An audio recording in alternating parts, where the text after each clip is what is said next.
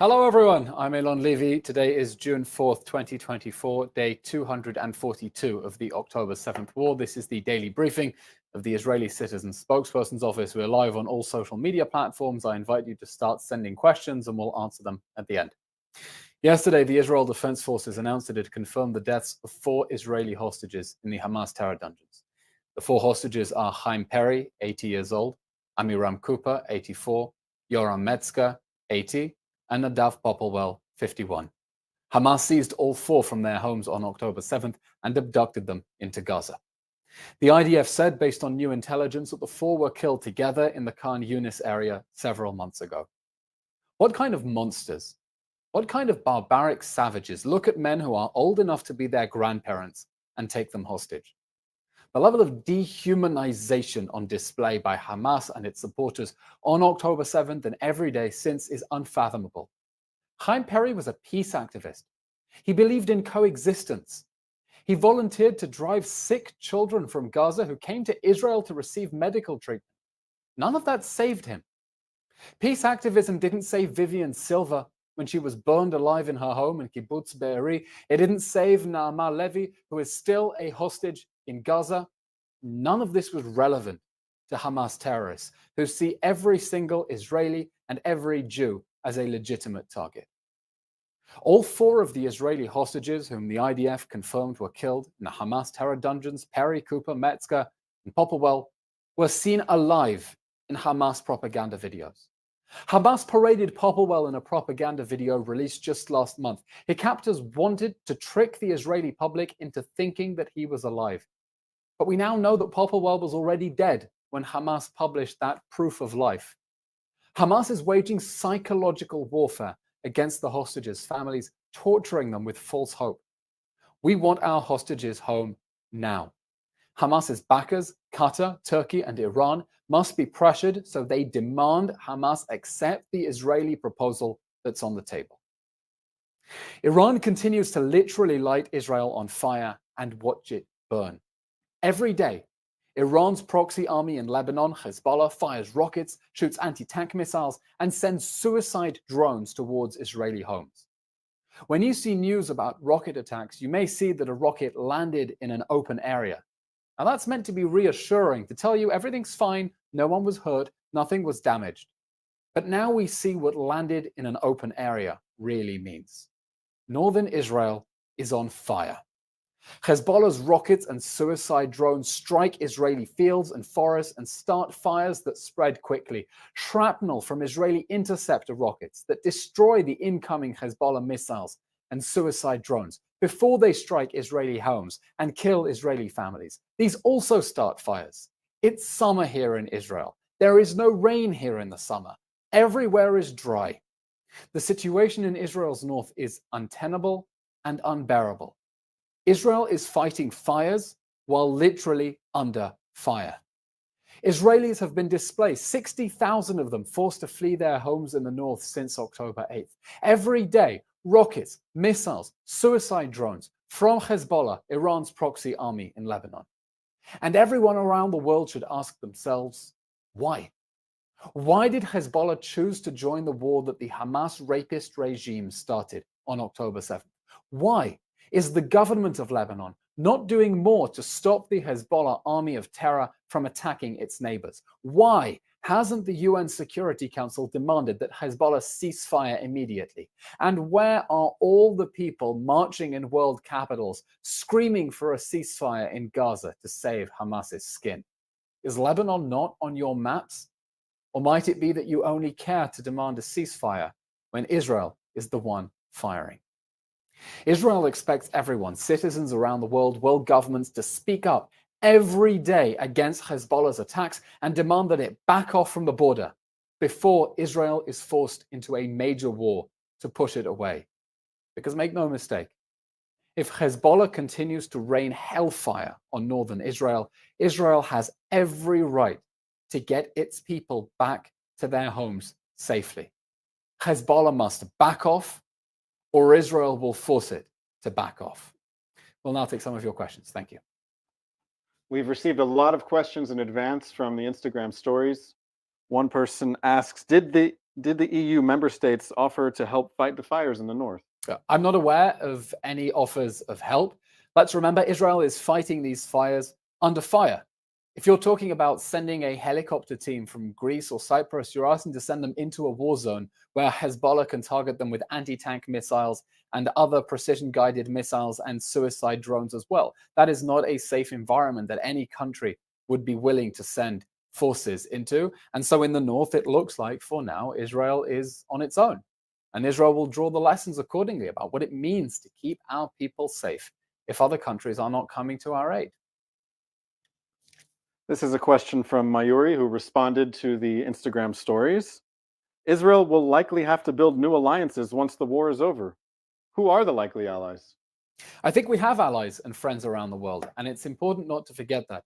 You look on social media and see the noise and the hate, and a lot of it is coming from bots and coordinated campaigns, and it makes us think that we are alone. I can tell you from the DMs that I'm receiving, we're not. I get messages every day from people in Ireland, people in Norway, people in Spain, countries that just recognize the Palestinian state as a reward for October 7th, saying, drown out the haters, we are with you.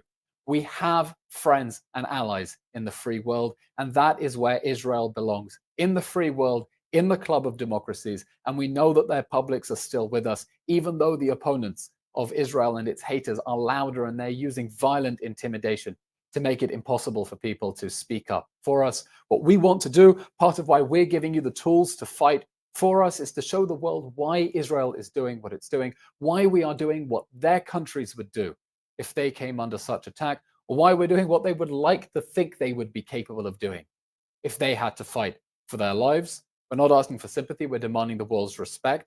And I think that reasonable people around the world understand why Israel is fighting to bring the hostages home, to make sure Hamas can never again abduct Israelis from their beds, and they'll respect us more for it, and it'll strengthen our place in the free world.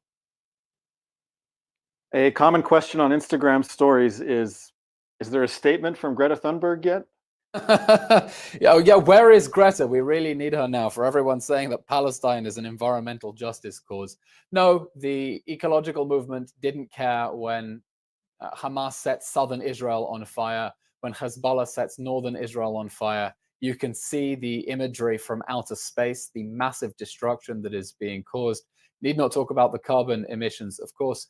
And that shows you the way that Israel is being used, and the other issues like climate are being used to bash Israel rather than out of serious concern for the environment. And of course, anyone who's truly concerned for the environment should be speaking up now about Hezbollah setting thousands upon thousands of acres on fire and sending all those carbon emissions into space.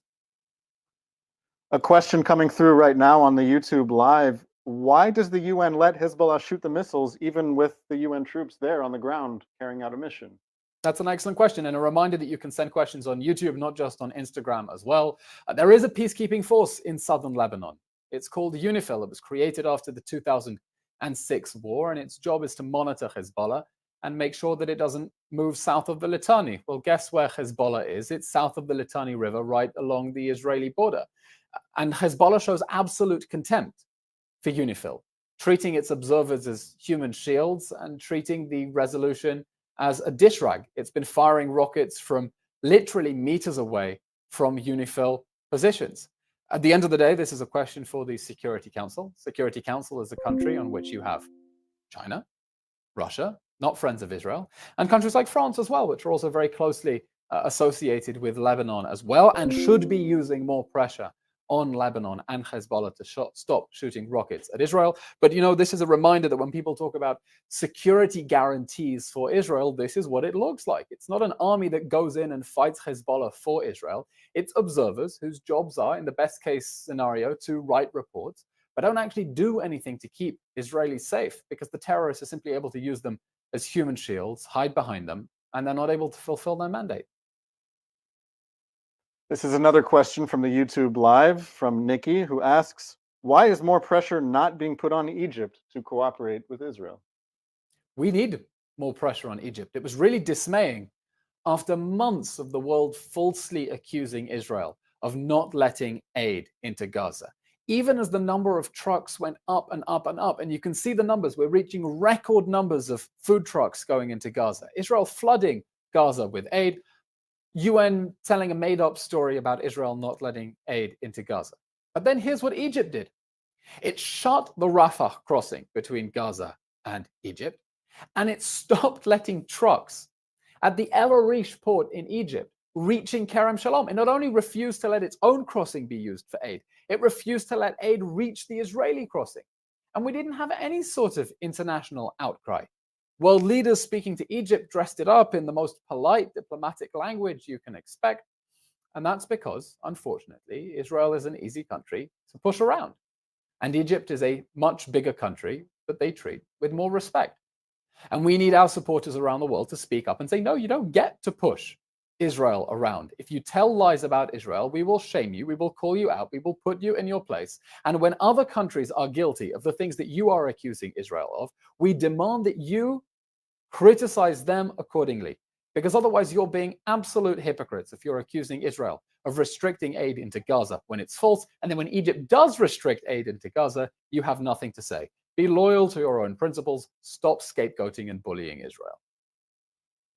Our last question today comes to us on all the platforms all the time. How can people work with you or for you or volunteer with the Israel Citizen Spokespersons Office? It's a really heartwarming question, and I'm really glad that we're getting so many questions about how to help. The first thing is follow the Israeli Citizen Spokespersons Office on all social media platforms. Instagram, Twitter, TikTok, Facebook, LinkedIn, YouTube, you name it. Follow it, share the links with all your friends, not only on social media, on your WhatsApp and Telegram channels with all of your friends. Tell them this is the place to go in the afternoon in Israel, 8 a.m. Eastern Time, for the information and the talking points and the messages that you need to continue the fight. Anyone who wants to help us in a more serious way, we are raising donations. Our entire operation, a civilian operation, relies on private donations. You can go to the JGive website, please donate generously, and some of that will be matched by the Israeli Diaspora Ministry, but we're still fundraising. And more than that, anyone who wants to get involved with our community, we will share the link on all the social media platforms, including on our Instagram stories, to the Citizen Spokesperson community, where we will be able to keep you up to date and give you special insider information. It's not only a team that we're building here, we want to build a whole global community of citizen spokespeople who are going to be speaking up for Israel. It's not just me, we have a whole team. Some of them will be taking over the briefings in coming days, so watch this space.